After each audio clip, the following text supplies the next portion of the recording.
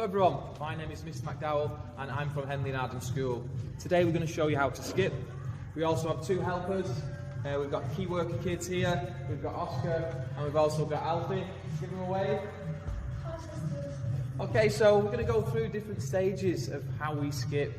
Skipping is a fantastic exercise because it's cardiovascular fitness and it improves your coordination. And hopefully it's something you can do at home. It's easy accessible stuff. If you've not got a skipping rope already, get yourself on the internet and get yourself one delivered for a couple of pounds, maybe Amazon or eBay. So first of all, it's important to get a skipping rope which is the right size for you.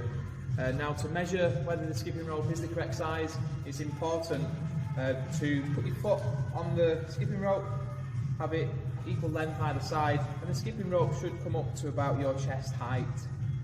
And we're going to take you through the different stages of skipping.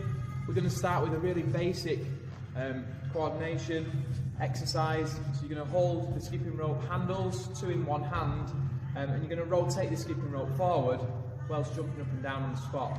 Okay, so once we've got the rotation going, keeping the handles nice and close to your hips, okay, we're going to be jumping up. Now, those of you that say you can't skip, try this one because it's going to have just the effects of the other exercises, but it's not quite as difficult to do. So you can maintain this for the duration of your exercise period. So this is stage one. Stage two, we're going to start by, first of all, untangling your rope. And when we do skip, it's important to start with the skipping rope behind you. So you hold the skipping rope as follows in the palm of your hand, between your thumb and your first finger, allowing it to rotate.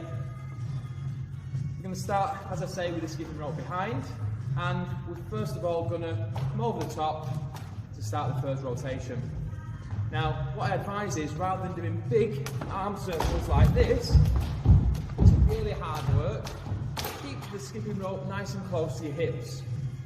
Let the rope do the rotation. The second tip that I will give you is not to jump too high, because as you can imagine, that's really challenging to do. You only actually have to bounce or jump maybe 2 inches or 1 inch even to be high enough to clear the rope. Okay, so to begin with, it's going to be 2-footed jumping. Okay, so off we go.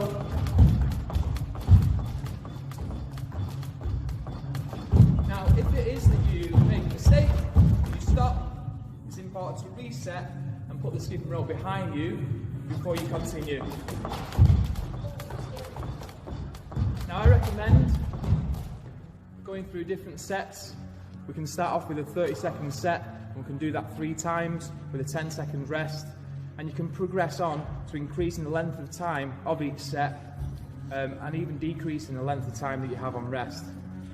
I know some of the fitness lads that I take, they can quite easily go through 2-minute rounds with 30-second rests, and they'll do that times 3.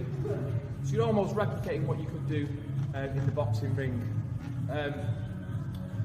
Stage 3 then, so we're going to move on to something that's a bit more challenging now. I'm not sure if Alfie and Oscar are going to be able to do the technique as we need to, okay, but I'm sure they're going to try their best in the same way as you will too. Okay, so the next one is to jump over the skipping rope 1 leg at a time. So once again, we start with the skipping rope behind, and we go over 1 at a time. So this replicates jogging on the spot, letting the rope do the work. We don't want to see big arm circles, and we stay on the balls with our feet. Now at the moment I'm staying on the spot. However, using this exercise, you could be moving forward, you could be moving back. You can see perhaps a boxer doing, and I'm going to be putting my weight mostly on 1 foot for 2, and then the other foot for 2. Okay, so it'll become a little bit clearer when to demonstrate.